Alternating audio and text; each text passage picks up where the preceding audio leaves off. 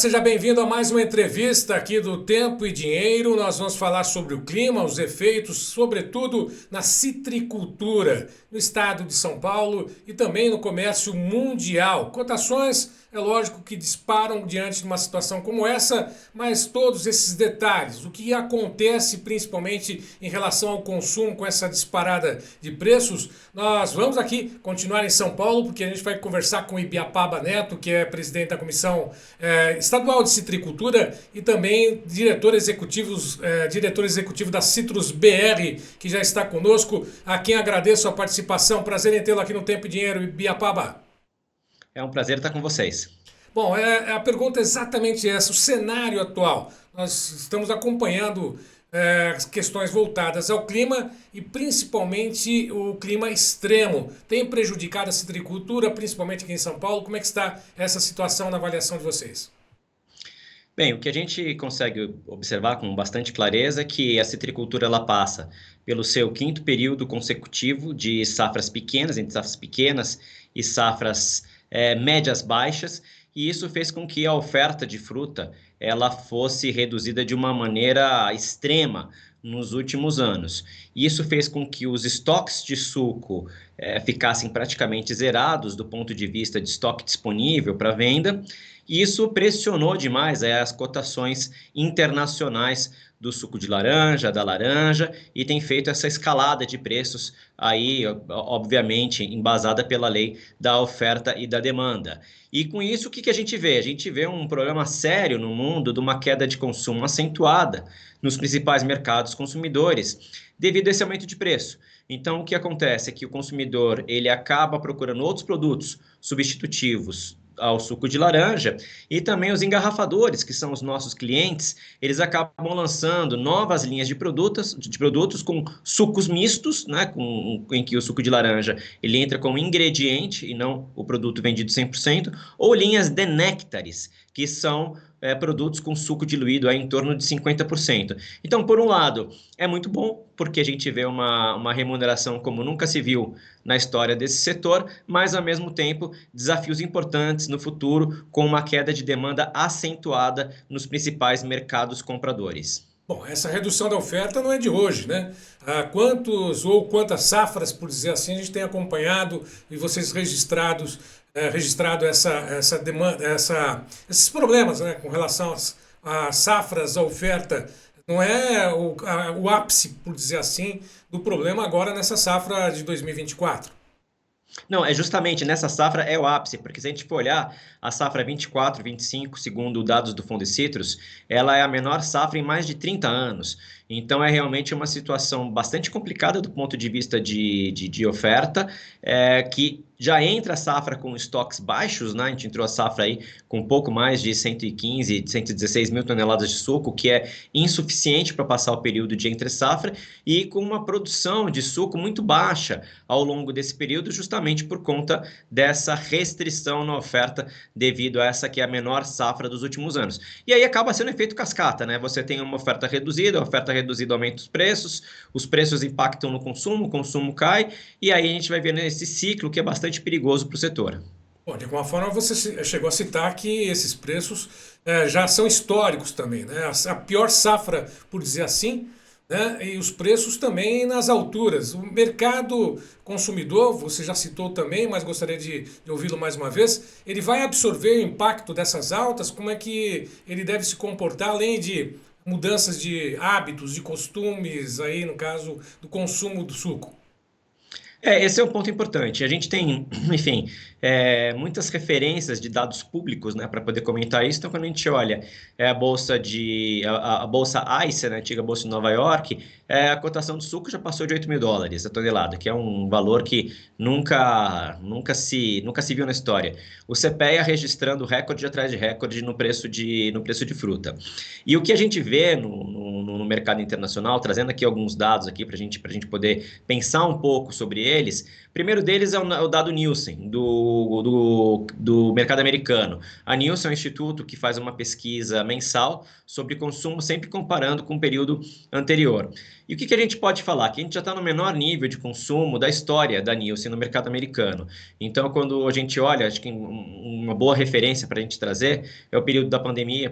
Período da pandemia, inclusive, como a gente chegou a comentar aqui com vocês algumas vezes, foi um período bem interessante de vendas, pelo menos em termos de volume de vendas, em que se puxou bastante suco de laranja nos varejos, mundo afora, e chegamos o consumo no mercado americano chegou a mais de 150 milhões de litros, que foi uma retomada interessante em relação ao período pré-pandêmico. E agora, a gente, segundo os últimos dados da Nielsen, a gente vê aí uma redução já para baixo de 90 milhões de litros. Então, é praticamente a metade do que se consumia no período pré-pandemia. Quando a gente olha para a Europa, também existe aí uma estimativa de diminuição de consumo. O USDA divulgou recentemente alguns relatórios e neles eles mostram aí uma redução no consumo mundial em torno de 300 mil toneladas, estimativa do USDA, a maior redução que se tem numa safra histórica na série histórica do USDA. E por que isso acontece? E aí, respondendo diretamente a sua pergunta, quando os preços de uma matéria-prima, e aí eu estou falando de maneira geral, isso vale para qualquer matéria-prima e não só para o suco de laranja, quando o preço de uma matéria-prima ele é muito elevado, ele tem um salto tão grande quanto tem acontecido agora com suco de laranja, ele pressiona o elo seguinte da cadeia, que é, no caso, que são os engarrafadores, que são as empresas que possuem marcas. E aí, para citar algumas aqui, Coca-Cola, Pepsi, Refresco, X, entre tantas outras. Essas empresas, por sua vez, elas têm uma capacidade limitada de repassar custo por consumidor. Por quê? Porque o consumidor ele migra de produto. Então eles vão ali uma parte da alta, eles absorvem, uma parte eles repassam para frente, mas uma parte eles acabam sendo comprometido o balanço dessas empresas. Então o que a gente tem visto? A gente tem visto uma verdadeira crise nas empresas europeias. O Financial Times, um periódico importante de economia no mundo, talvez o mais importante periódico de economia no mundo, deu duas matérias recentes, uma em maio, uma em agosto, comentando a crise no setor das empresas de suco da Europa. E aqui, só para citar um exemplo, uma das maiores empresas alemãs, a Stut, que é uma empresa que já chegou a comprar 50 mil toneladas de suco de laranja do Brasil, ela entrou em insolvência agora em agosto, por conta dessa crise que vem se abatendo no setor. Outras empresas, como por exemplo a Ex-Granini, que é uma empresa muito importante no mercado alemão também, no mercado europeu como um todo, anunciou repasses de preço de 30% a 40%. A Refresco, que é provavelmente hoje a empresa que mais compra suco do Brasil, tem anunciado novas linhas de produtos base planted, como eles chamam, né, com base de outras plantas e leites vegetais, entre outras coisas, para aumentar o portfólio de venda deles. Então, assim, por um lado, enquanto aqui no Brasil, óbvio, a gente tem que comemorar os bons preços, a gente tem que comemorar aí esse período de rentabilidade. Vamos lembrar que a cadeia de suco de laranja, a cadeia da citricultura, ela é muito heterogênea, então nós temos aí ao longo do setor gente que está com produtividades altas e realmente conseguindo uma remuneração muito importante nesses últimos 2 anos, mas a gente vai ter num futuro próximo que enfrentar as consequências disso que tem acontecido, porque em algum momento essa demanda ela vai cair a um ponto que ela vai encontrar com a oferta, e as acomodações elas acontecem e o setor ele vai ter que estar preparado para esse novo normal de consumo que deve aparecer aí ao longo dos próximos anos. Bom, tudo isso diante dessa situação climática. Esse é efeito direto sobre o setor, ou Ibiapaba? Exatamente, exatamente. Quando se fala muito na citricultura dos efeitos do greening, que é essa doença aí que devastou os pomares da Flórida, e imagina, a Flórida ela chegou a produzir 200 milhões de caixas, e esse ano ela não vai produzir mais do que 17 milhões de caixas. Então, realmente, é uma redução drástica. No Brasil não vai acontecer a mesma coisa que aconteceu com a Flórida, porque nós temos outras condições de cultivo, existem outras áreas, existe já uma migração da citricultura para mais áreas de Minas Gerais, Mato Grosso do Sul, até em Goiás, a gente tem visto aí novos projetos, novos plantios com laranja para a indústria, inclusive. E é muito interessante observar esse movimento porque ele garante que a citricultura no longo prazo ela vai continuar aí com a sua oferta bastante robusta. Agora, o clima, sem sombra de dúvida, ele tem sido absolutamente um fator fora de controle nos últimos anos. O Fundecitrus, ele divulgou dados na estimativa de safra, mostrando que o nível de precipitação desta safra que está corrente agora, a 24 e 25, foi extremamente mais baixo do que se previa, do que é a média histórica, e a temperatura também muito acima do que foi historicamente. Então, isso tem se repetindo ano a ano, já faz um bom tempo que a gente não vê a citricultura acertar uma safra, aquela safra cheia, aquela safra bonita, em que você consegue formar um pouquinho de estoque e sair um pouco desse período de restrição que a gente está agora. E é aquela história que vocês conhecem, vocês falam todo dia no Notícias Agrícolas, a agricultura é uma fábrica a céu aberto. Então, nesse caso, não tem muito o que fazer, a gente depende muito do clima, mas a gente espera que agora, a partir de outubro, o clima ele dê uma segurada, a chuva ela volte à normalidade aí no interior de São Paulo e, acima de tudo, que a gente não tenha aquelas ondas de calor tão extremas como a gente teve no ano passado e experimentou já um pouco, alguns períodos de calor um pouco mais intenso no interior de São Paulo. Então, tem muita água para passar por baixo da ponte ainda, mas é bom aí o citricultor continuar esperto, tanto na parte da oferta quanto na parte da demanda. Porque a gente precisa lembrar que esse mercado ele começa não na produção, mas ele começa num supermercado na Europa, em que o consumidor compra um litro de suco de laranja, coloca no seu carrinho e leva para casa. Bom, será que diante dessa situação toda de restrição de oferta, é lógico que isso está sendo o principal impulsionador, por dizer assim, dos preços do suco no mercado internacional. Diante dessa situação, o citricultor ele tem renovado, tem ampliado, tem mantido, ou está esperando o mercado se acomodar? Como é que vocês estão sentindo nesse aspecto? Ele está fazendo uma ampliação ou melhorando o parque citrícola para poder atender essa demanda crescente, ou Biapaba? Eu vou reproduzir para você uma frase que eu vi de um amigo meu que conhece muito bem esse mercado, que ele diz o seguinte: o citricultor está plantando até em asfalto e dentro de igreja. Então, assim, sim, claro, as renovações do pomar estão aí a todo vapor.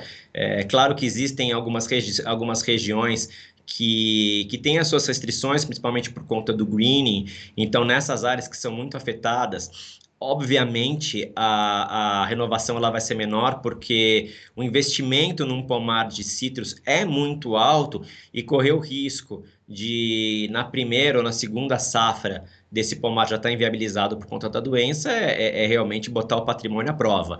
Então, em algumas áreas, a gente tem visto, claro, que essa renovação ela não está acontecendo na velocidade que poderia, mas existem muitos projetos acontecendo nas áreas de expansão, ali nas bordas do cinturão citrícola, e essas áreas novas que eu comentei, né? Então, assim, tem muita área boa para laranja entre São Paulo, Minas Gerais. Não vai ser por falta de espaço, por falta de área, que a gente vai deixar de plantar laranja, isso você pode ter certeza. Bom, só para poder finalizar, te agradecer mais uma vez a participação conosco aqui. Né? Um resumo é de que o suco está batendo altas históricas, essa questão da demanda também pela laranja, pelo produto é grande, mas ao mesmo tempo há a expectativa de uma mudança no consumo desse mesmo suco. Né? Tudo isso está no radar dos produtores e da Citrus BR também aqui também. Tem que estar no radar, tem que estar no radar. A gente alerta bastante, não porque a gente gosta de dar má notícia, não é isso. A questão é que a gente tem que acompanhar o que acontece no mercado. E aí, nessa hora, o jornalismo é muito importante, porque existe uma base de dados gigantesca sobre o que está acontecendo com as empresas na Europa, os balanços, prejuízos que estão sendo registrados por conta dessas altas de preço que aconteceram de maneira drástica aí nos últimos 2 anos, e o que as empresas estão fazendo para se defender, porque se o citricultor e as indústrias de suco, cada um tem o seu negócio aqui, os empresários e empreendedores também têm um negócio lá, e aí cada um procura ali, né, o que é melhor para si. Então é muito bom, aí tem que acompanhar o Notícias Agrícolas, tem que acompanhar a Citrus BR, o que dizem os relatórios internacionais, e aí com base em informações sempre tomar a decisão mais racional. É isso que a gente aí recomenda para todo mundo.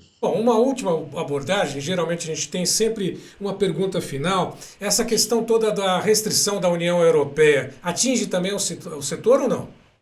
Não, no momento não atinge a citricultura, ela não está entre a cadeia de suco de laranja, porque o produto é o suco de laranja, né? Então, o suco de laranja, ele não está entre os produtos que precisam comprovar a devida diligência, que é esse processo, né, de rastreabilidade na cadeia, mas hoje, o secretário de Comércio e Relações Internacionais do Ministério da Agricultura, Roberto Perosa, já divulgou que a União Europeia ela adiou por um ano para grandes empresas o processo de devida diligência e para um ano e meio para pequenos e médios produtores, se eu não estou enganado. Então, acho que é uma boa notícia aí para o setor. É importante a rastreabilidade, mas, na nossa opinião aqui também, a legislação da União Europeia está equivocada nesse ponto, até porque ela ainda não foi regulamentada e não se sabe nem ao certo como é possível cumprir essas regras. Mas, por enquanto, para a cadeia de suco de laranja, nada muda. Tá certo. Biapaba Neto, muito obrigado pela participação conosco aqui, diretor executivo da Citrus BR, também presidente da Câmara Setorial da Citricultura. Foi um prazer falar contigo. Dispõe aqui do Tempo e Dinheiro, Notícias Agrícolas. Eu que agradeço pelo espaço e contem sempre com a gente. Bom, lembrando mais uma vez, e a todos que estiveram conosco, todas essas informações estão nas mídias sociais. Vá lá, curta, comente, compartilhe. Faça parte também do clube de assinantes do TID. Tem aí o João Batista Olive lá teclando, convidando a todos para que façam parte desse clube de assinantes e produtores bem informados. A todos que estiveram conosco, mais uma vez, meu muito obrigado e até uma próxima.